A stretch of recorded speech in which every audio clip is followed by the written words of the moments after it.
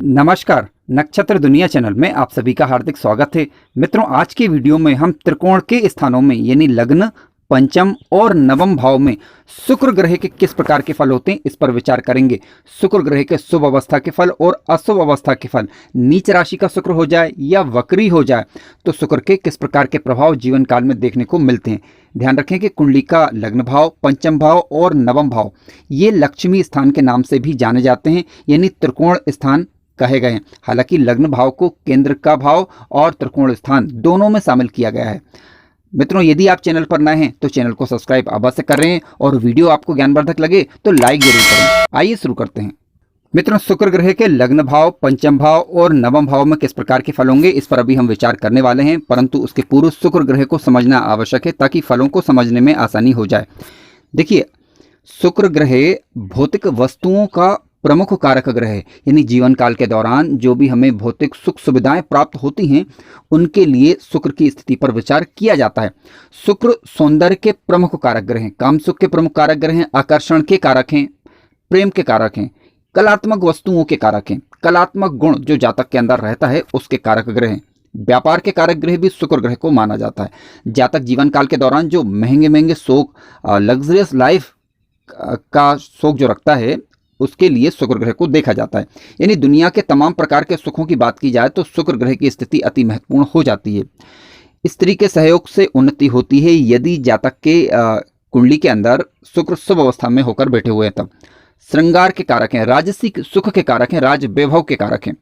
यानी बिना शुक्र ग्रह की कल्पना किए जीवन में सुखों की कल्पना नहीं की जा सकती।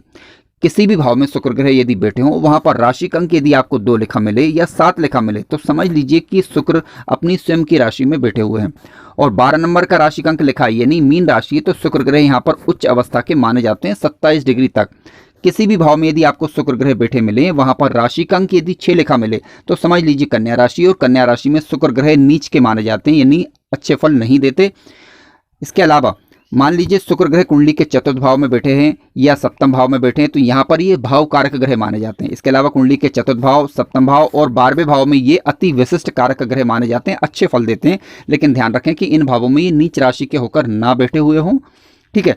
हालांकि शुक्र के सर्वाधिक शुभ फलों की बात की जाए तो कुंडली के चतुर्थ भाव में शुक्र ग्रह के सर्वाधिक शुभ फल देखने को मिलते हैं। आइए अब शुक्र ग्रह के फलों पर विचार करते हैं। मित्रों, सबसे पहले हम बात करते हैं शुक्र ग्रह यदि लग्न भाव में बैठ जाएं यानी केंद्र के घर, पहले केंद्र के घर में बैठ जाएं तो किस प्रकार के फल होंगे। ध्यान रखें, शुक्र ग्रह यदि स्वराशि, मित्र राशि या उच्च राशि के होकर बैठे हैं तब क्या फल होगा। लग्न में शुक्र यदि होता है तो जातक की मुखाकृति सुंदर होती है, सबसे बड़ी बात यह है, ठीक है। जातक के व्यक्तित्व में एक चुंबकीय आकर्षण रहता है। जातक जीवन काल में चमक धमक वाला जीवन व्यतीत करता है और इसके अलावा घूमने फिरने का शौकीन भी जातक को रहता है। दाम्पत्य सुख की बात करें तो दाम्पत्य सुख जातक का उच्च कैटेगरी का कहा जाता है, यानी क्योंकि देखिए शुक्र सप्तम भाव के कारक ग्रह माने जाते हैं और यहाँ पर शुक्र की दृष्टि होगी क्योंकि शुक्र के पास केवल एक ही दृष्टि होती है, वह होती है सप्तम दृष्टि। तो इस वजह से शुक्र के कारण जातक का दाम्पत्य जीवन अच्छा रहता है, इसकी संभावनाएं बढ़ जाती हैं। हालांकि नीच राशि की दृष्टि नहीं होना चाहिए।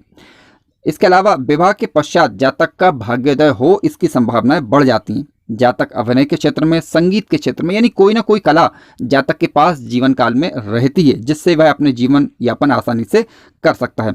अच्छे अच्छे वस्त्रों का शौकीन होता है जातक, ठीक है। तो ये तो हुए शुक्र ग्रह के शुभ फल। लेकिन मान लीजिए शुक्र ग्रह नीच अवस्था के हो जाएं या राहु से दृष्टि या युत हो जाए तब क्या होता है। तो देखिए, राहु के साथ जब भी शुक्र ग्रह बैठते हैं तो लंपट योग का निर्माण होता है, यानी जातक के अंदर एक चारित्रिक दोष का निर्माण ये करते हैं, ठीक है। जातक विपरीत लिंगी के प्रति आकर्षित रह सकता है एक तरफा, इस प्रकार की संभावनाएं बनती हैं।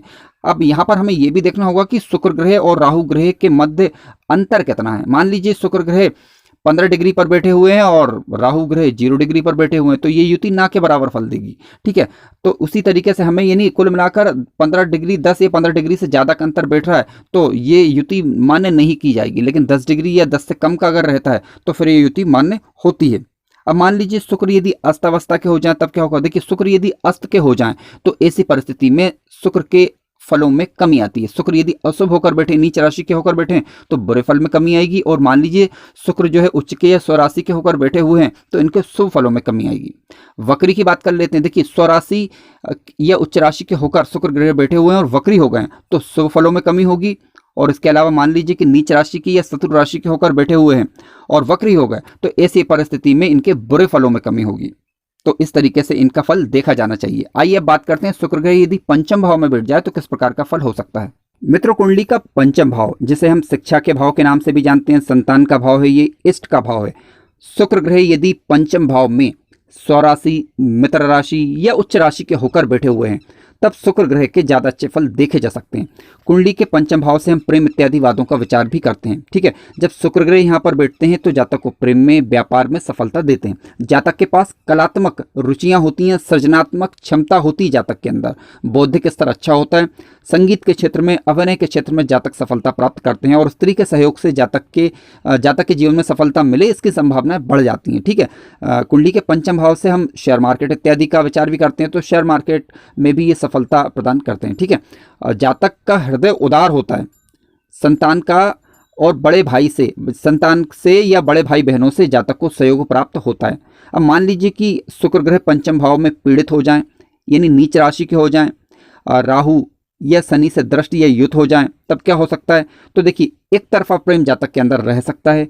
व्यापार में, शेयर मार्केट में, प्रेम में इत्यादि में जातक को असफलता मिलने की संभावनाएं बढ़ जाती हैं। ठीक है, संभावना इसलिए क्योंकि यहाँ पर हमें ये देखना होगा कि किसी शुभ ग्रह की दृष्टि पंचम भाव पर पड़ रही है या नहीं। इसके अलावा पंचमेश की स्थिति पर भी आपको विचार करना होगा।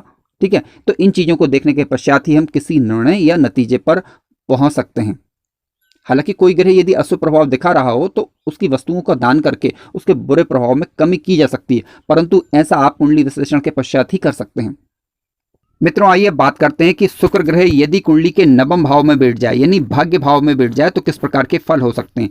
देखिए, जातक को ये राजसी प्रवृत्ति का धार्मिक बनाते हैं। फिर से सुनिए, यदि शुक्र ग्रह नवम भाव में बैठ जाएं, यानी भाग्य भाव में बैठ जाएं, तो जातक राजसी प्रवृत्ति वाला धार्मिक होता है। कहने का तात्पर्य यह है कि जातक के अंदर धार्मिकता तो रहती है, लेकिन जातक चमक धमक वाला भी रहता है, यानी सुंदर चीज़ों का शौकीन रहेगा, वस्त्रों का शौकीन रहेगा, इसके अलावा घूमने फिरने का भी शौकीन रहेगा जातक, लेकिन धार्मिक भी होगा। ठीक है, इसके अलावा भाग्यवान होता है। सबसे बड़ी बात है कि शुक्र ग्रह जब यहाँ पर बैठते हैं तो जातक को सौभाग्यशाली बनाते हैं, यानी जातक के पास धन, वैभव सब कुछ होता है, लेकिन जातक की प्रवृत्ति भी धार्मिक होती है। स्त्री के सहयोग से जातक की भाग्योन्नति होने की संभावनाएं बढ़ जाती हैं। जातक धनवान होगा शुक्र की दशा अंतरदशा के दौरान विशेष रूप से, और विवाह के पश्चात जातक का भाग्योदय होता है, इसकी संभावनाएं बढ़ती हैं। जातक अपने पराक्रम से भोग विलास इत्यादि की वस्तुएं एकत्र भी करता है और उनका उपभोग भी करता है। कला एवं साहित्य में जातक की रुचि हो सकती है, इसकी संभावनाएं बढ़ जाती हैं। इन्हें कुल मिलाकर कहा जाए तो शुक्र की स्थिति, नवम भाव में स्थिति काफ़ी सौभाग्यशाली होती है। जातक के भाग्य को उन्नति देने वाली कही गई है। हालांकि यहाँ पर ये नीच राशि के नहीं होने चाहिए कम से कम, लेकिन मान लीजिए शुक्र के नवम भाव में बैठ गए हैं और नीच राशि के भी हो गए या फिर पीड़ित हो गए राहु इत्यादि के द्वारा, तो क्या होगा। तो फिर देखिए, भाग्योन्नति में ये बाधा होने की सूचना देते हैं। कह सकते हैं कि कार्यों में असफलता हाथ लग सकती है, इसकी संभावनाएं बढ़ जाती हैं। यानी कुल मिलाकर भाग्योन्नति ना होकर अवनति की ओर जातक जा सकता है यदि राहु इत्यादि ग्रहों के द्वारा दृष्ट या युत हो जाए तब। लेकिन ये केवल एक पहलू हुआ। ठीक है, हालांकि हमें अन्य कोई ग्रह यदि नवम भाव में उपस्थित हैं या अन्य किसी ग्रह का दृष्टि प्रभाव पड़ रहा है, इसको देखना होगा। नवम भाव के कारक ग्रहों पर भी हमें विचार करना होगा। मित्रों, वीडियो ज्ञानवर्धक लगा हो तो लाइक जरूर करें, चैनल पर नए हो तो सब्सक्राइब भी करें। अगर आपके किसी प्रकार के कोई प्रश्न है तो कमेंट्स के माध्यम से आप पूछ सकते हैं। धन्यवाद।